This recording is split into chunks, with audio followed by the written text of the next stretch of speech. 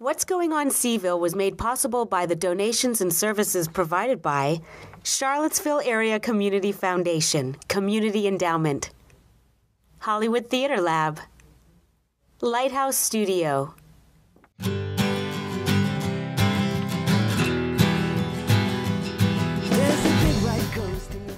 What's Going On Seaville? I'm your host, Lana Young, and I am here at the Wildlife Center of Virginia. Yay! This is Amanda.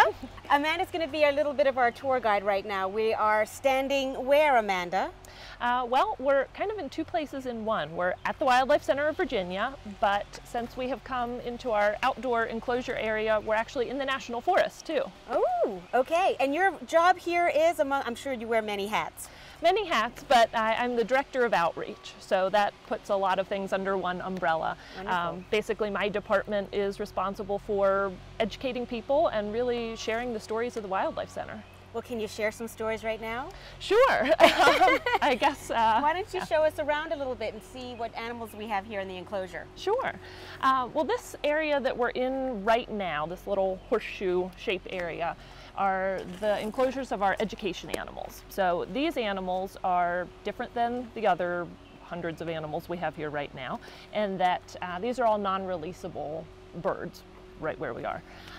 They've all come in as patients for one reason or another, but haven't been able to be returned to the wild. And can you give us an example of why they're Sure. not releasable? We have a couple common themes. A good number of them have eye injuries. So for whatever reason, in some cases they were hit by cars, they had significant head trauma and permanent eye injuries, so it means they're too blind or they can't see well enough for release. A couple of the other birds have some wing injuries, so they can't fly well enough for release, also often caused by vehicle strikes. It tends to be a common cause of admission for patients here. Yeah, we're kind of encroaching on their territory. We are, and they use the roadways to cross over to get to breeding grounds, or a lot of the raptors will hunt near the roadways because they're attracted to the little rodents and things that are there, feasting upon the litter and things that people throw out of their vehicles. So it makes it a pretty dangerous area for them. Right. And so do they become part of your educational program here? They do. If we feel that they have a good story and a good disposition and they can really adapt to a life in captivity, they become one of our educational ambassadors, and they're really a part of our outreach team as well. So they travel with us to schools and libraries and state fairs and lots of different types of events to meet people and share their stories and get people engaged with how they can help wildlife. So does it take long for a wild animal to be trained to feel comfortable in a setting with kids? It definitely can. Some of them take to it really quickly. We have a barred owl who's a relatively new addition to the staff, and she's trained up in a couple of months, which was great. Wow. We have an eagle here who's kind of our resident celebrity, and he's taken a bit longer. So they each really have their own personalities, so we kind of treat them as individuals and adapt training plans as needed. I love that. Should we go visit the barred owl? Yeah, let's. Or is there anything else you want to see on the way? Well, we've got a red-tailed hawk in this enclosure. I'm trying to think of what's easy to see. A couple of these animals may be out on programs today. Our outreach coordinator is out doing a program, I believe, with one of our screech owls. But we have a beautiful red-tailed hawk with an eye injury, so she's one of the ones that can't see well enough for release. We'll pass by an imprinted American kestrel, or rather a human imprinted American kestrel. And in layman's terms? Yes, in layman's terms, we have human imprinted. We have a few of those types of birds. Basically, all birds go through an imprinting process when they're young, and that's their critical time where they should be in the nest with mom and dad, and looking at mom and dad, and in the kestrel's case, figuring out, hey, I'm a kestrel. Right. What do I need to do? I should sound like that. I should act like that, and really kind of figuring out who she is. But in some situations where they're separated from their parents and people who don't know any better pick them up and take them home and keep them for a while, they end up imprinting on people. So they're missing that sense of species identification, and they really identify more with humans. So it makes them have a little bit of an attitude. Really? They identify with humans and they have an attitude? They do. So in some cases it makes them a little bit friendly. We have a human imprinted black vulture who's very engaging and charismatic. His name is Buttercup. A vulture named Buttercup. Yes. We have to meet Buttercup. How can you resist? Yeah. So he's pretty friendly and really likes interacting with people. The kestrel is a little bit feistier. She sometimes goes through a little aggressive phase in the springtime where she likes to land on you, and which is not all that comfortable. So again, they're all individuals and they each have their own personality. That's fantastic. Shall we go visit the kestrel? Sure, yeah. All right, you lead the way. Up here. So how big is and you called this the enclosure? I guess this is our outdoor complex of, I don't know if we have an official name for it. Right, well so we'll go with the outdoor complex. How big is this outdoor complex with all these areas for birds to live? We sit on about 5 acres with a perimeter fence. So this is national forest, and we have a special use agreement with them where we can have our outdoor enclosures here. So 5 acres right now, but we're actually about to expand upon that, just waiting for final approval, but all is going well. And we'll be building 3 half-acre bear enclosures for black bear cubs. So we're growing. And the bear enclosures, which we can talk about a little later, are they for bears that are going to be released again? So it's a special way to deal with them? Is that right? Right, yes. Okay. There really isn't an opportunity or anything existing in Virginia right now for black bear cub rehabilitation. So we've definitely seen an increasing need for that in recent years, and especially this year. Yeah. So we're able to expand our property and build this really huge series of enclosures for the cubs. So it will be very unlike our current bear pen, which is designed for adult injured black bears. So some place to keep them contained and quiet if they're recovering from a broken leg or something like that. This new facility will be out in the woods. It'll have lots of trees. The cubs can roll around and explore and climb trees and just have a big safe area to grow up. Baby bears. That's awesome. Okay, kestrel. Kestrel, she is hiding towards the back of her enclosure, and we can step up there and get a little closer if you want. Let's do that.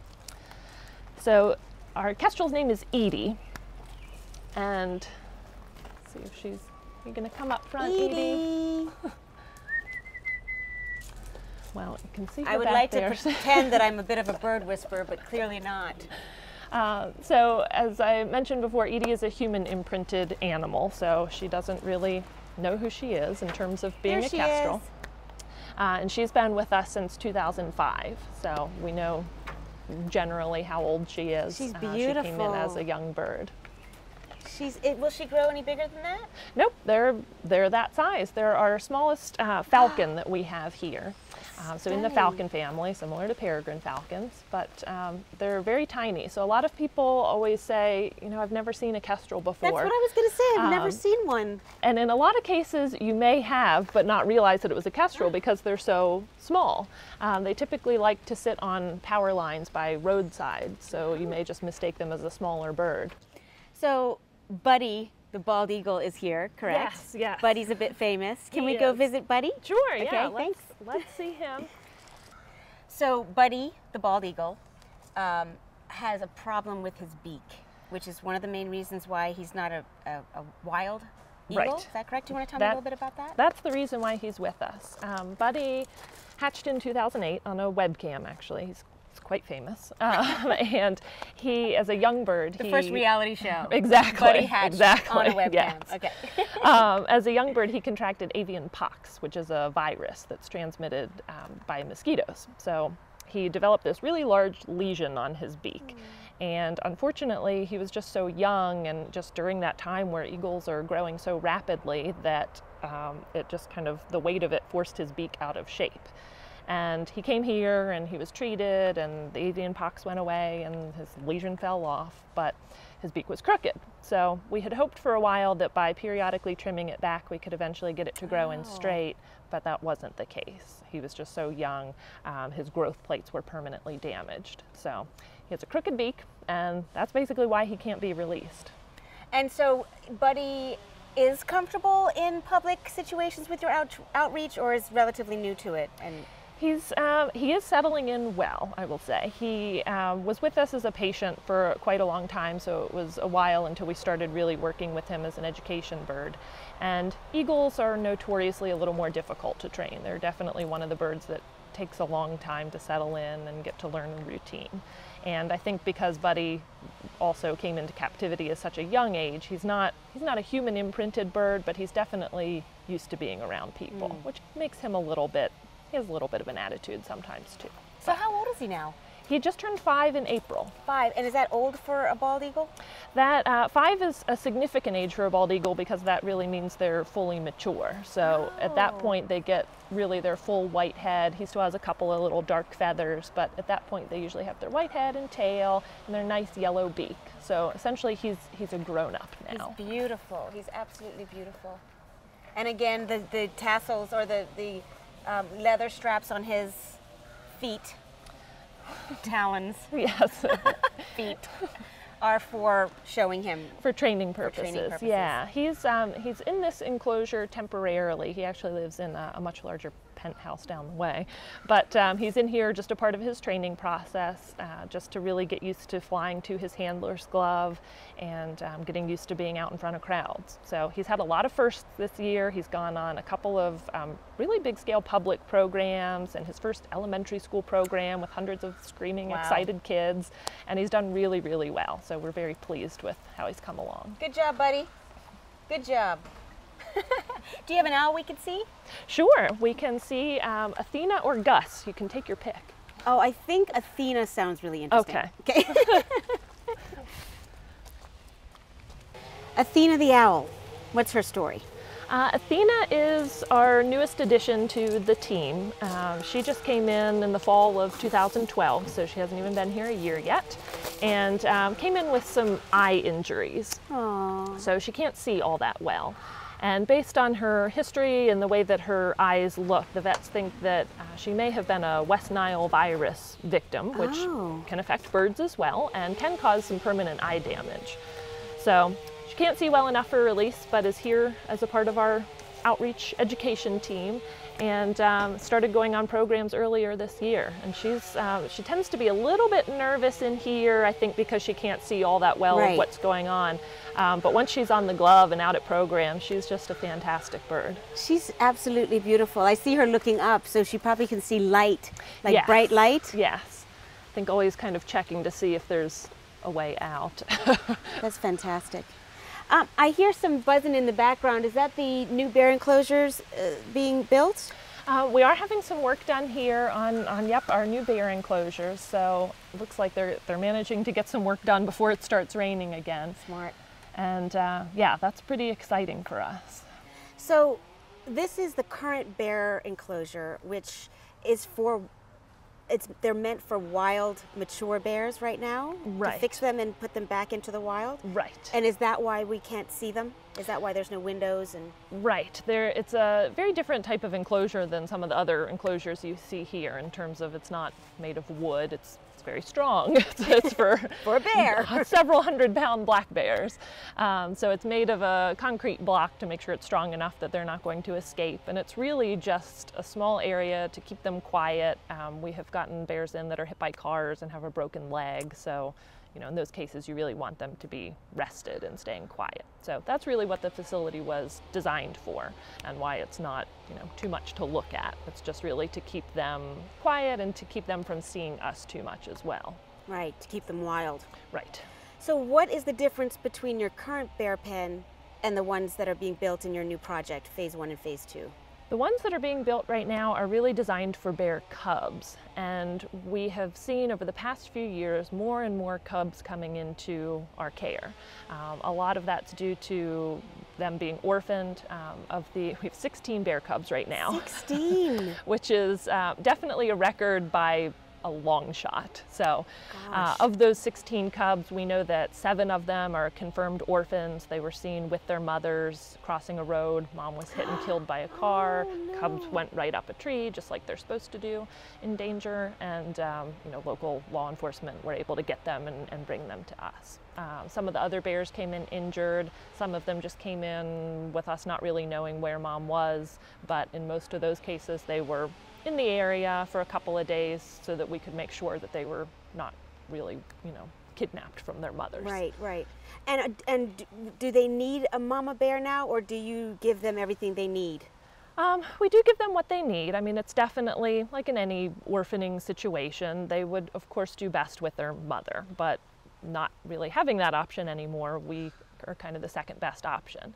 A lot of these bears were bottle fed when they first came in because they were so young. So we do have some special formula that really mimics mom's milk and gives them the appropriate nutrition. And as they grow up, we reduce the formula feeding and start getting them onto more adult bear meals. And really we're just giving them the space to grow up and the safety of not being out there by themselves. The really nice thing, although I don't think we particularly wanted 16 cubs, right. But the really nice thing about having multiple cubs is they're getting their comfort and their socialization from each other. That's wonderful. So it would be actually much, much worse if we just had one cub. Right. So they definitely have enough playmates. Like a big bear nursery. Yes. Any tips to our viewers if they were to see a baby bear, how to handle the situation? We're really fortunate in that the Department of Game and Inland Fisheries works very closely with us on bears, and they're really great about assessing situations. So if folks find a young bear, they can call us and we can get in touch with DGIF to kind of put together a plan. Usually the bear biologist or another local biologist will assess the situation to see if this is really an orphaned cub or a weird situation where something happened, or if it's just kind of out there and mom's right around the corner. Right. So don't approach the bear yourself. Right, because you never know where mom will be. Dr. Dave. Hello. Thank you so much for coming on the show. My pleasure. So tell us a little bit about the amazing training you have here, because it's not just an animal hospital. You train cutting-edge vets. Absolutely. Here. We train a large number of professional veterinarians and veterinary technicians that come to us from around the world. Every year we have approximately 40 to 50 students that come and spend upwards of, between 3 weeks to 3 months training with us, specifically with our veterinarians, in order to learn about wildlife, wildlife medicine, wildlife surgery, and then they bring those skills with them back to their home state or home country so that they can spread those skills to other people. All the way from Waynesboro, Virginia. Absolutely. That's pretty cool. Yeah. So was that a goal of the center when it first opened, to have this training, or was it just the hospital? No, this center was actually set up first and foremost for training. So we are a teaching hospital, and so the animals are very important to us, and we basically learn to treat them, treat the animals themselves, and we teach the animal or the students to work with them as well. The rehabilitation part of it is almost a secondary thing. Our biggest goal here, and we're really unique in the country in order to focusing on the actual training to get the skills out there to the rest of the world. And have you been a model to any other places in the world in terms of your structure? Definitely, yes. Our president, Ed Clark, travels around the world and meets with other rehabilitation organizations to focus not only on the care of the animals, but also the training of the new students and new veterinarians and new professionals that are up and coming, so that they can, again, be more well-versed, I guess, in the wildlife medicine and surgery. That's fantastic. Yeah. So do you think that it's possible to get inside and see where all the magic happens? Most certainly. We can go for a tour. All right. Thank you so much. No problem. So we're in, is this considered the surgery room or the intake room? This is treatment and intake. So we'll do all of our intake exams here, and we'll also treat all of our existing patients. Great. And this is also where a lot of the training magic happens. Mm-hmm. And further to Dr. Dave telling us that it was sort of a world-renowned center for that, we have a student from Germany. Yep, this is Franzi. She's with us from Germany to learn wildlife medicine, and she's doing a fantastic job. She's a great asset to the clinic. That's wonderful. Mm-hmm. Well, welcome to Waynesboro. So please tell us what you're about to do here, Dana. Okay, so this is an eastern box turtle that was found actually by one of our volunteers in the road on our way into the clinic this morning. So she picked him up, and he was most likely hit by a car. He's got quite a bit of shell damage. And so what we're going to do is just check him out, make sure the arms and legs are working, which is going to be kind of tough because he's all backed up for us, assess the shell damage, and then what we'll do is do some x-rays just to sort of see what's going on inside. I'm not sure how much of a thorough exam we're going to get to do because he's all boxed up right now. But Franzi, if you want to take this speculum and see if you can get the turtle to unbox a little bit. So would you be able to tell right at this stage if this is savable, this turtle is savable or not? Yep. So what we'll look for is basically, are we concerned about any lung involvement? If there's lung involvement with the fracture sites, we may be able to fix the shell fractures initially, but it'll predispose them to pneumonia. Oh. And so long term, they just don't do well. They will tend to die from pneumonia. The legs feel equally strong. The legs feel strong. Oh, there's his little There's head. his head. It doesn't look like he's got any skull damage, so that's good. Can you let go of his legs and see if you can This look may in be a his really mouth? stupid question, but they probably can feel pain from Oh, this, right? absolutely. Because you just think this hard shell, but No, they can absolutely feel pain. Dehydrated, but I don't see any blood. Okay, so he's dehydrated. He doesn't have any blood coming up from his oral cavity, which is something that we can see with so that's a good sign. internal trauma. Okay. But yes, absolutely, this probably really, really hurts. And so we try to be gentle. We do give them pain medication. Right now, I am actually looking into the coelomic cavity, which is sort of equivalent to our abdomen. Everything looks intact, and most importantly, the lung membranes look intact, so I think we're okay to proceed with this turtle. It's going to be, a bit of a difficult case, but I think we can proceed. And I have seen him move his legs, which is another thing that we assess for. Sometimes with damage across midline to the carapace, they can get spinal damage because their vertebral column runs right down the shell like that. So we always want to make sure that if there's a fracture across midline that they are using their legs and able to defecate.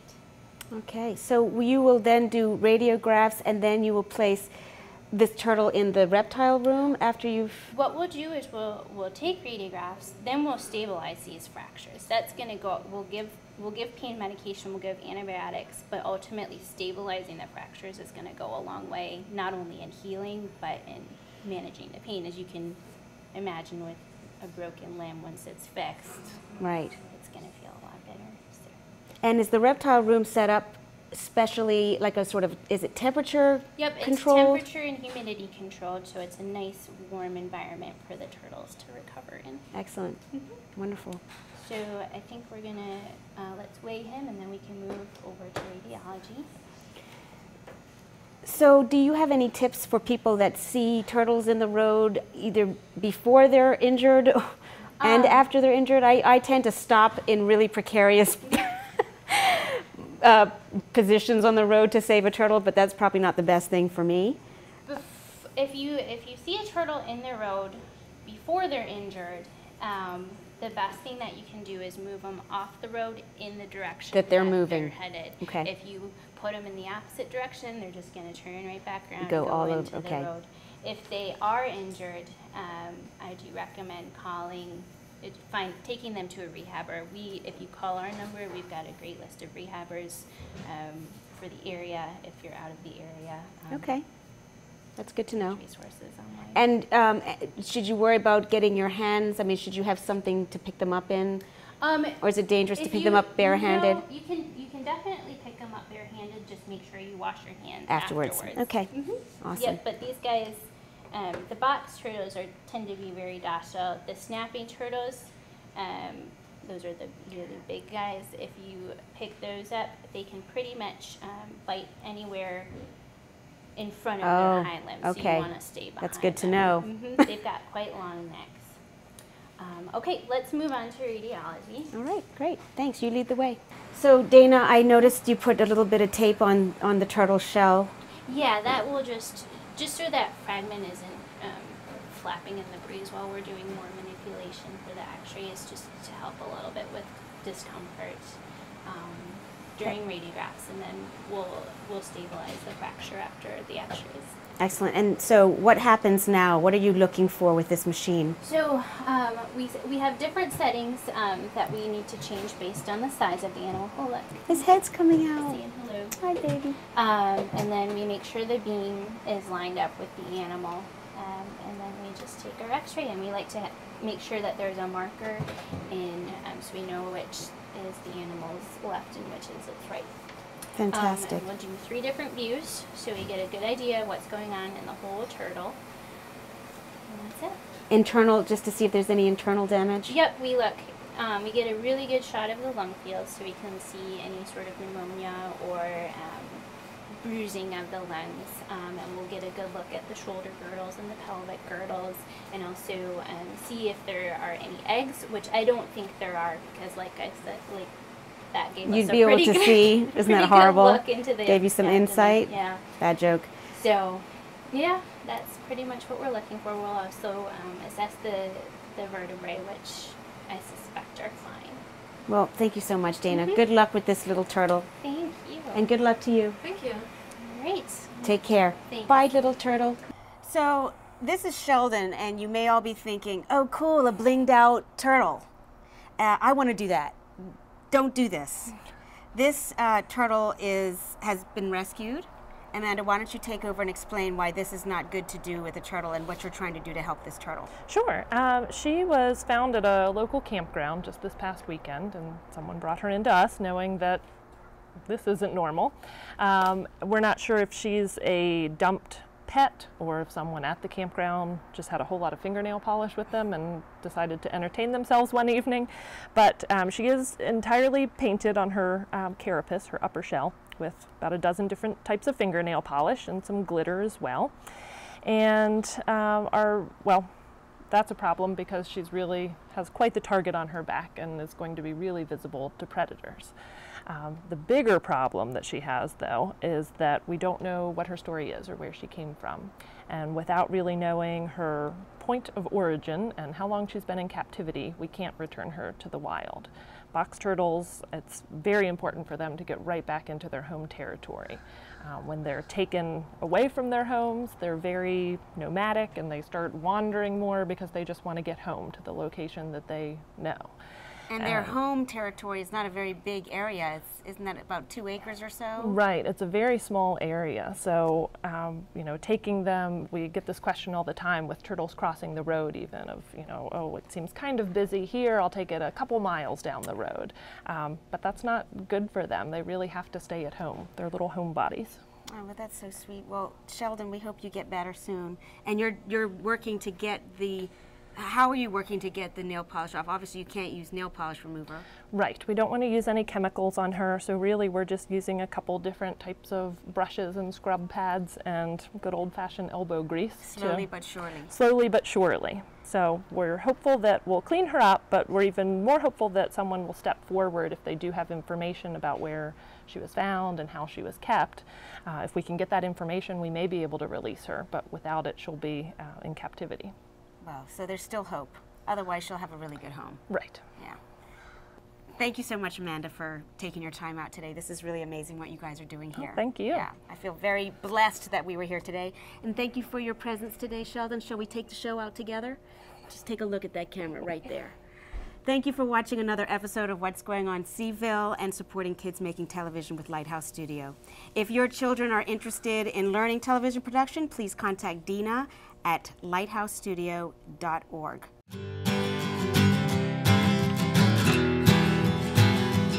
There's a big white ghost in your brain. It's always on time, it's always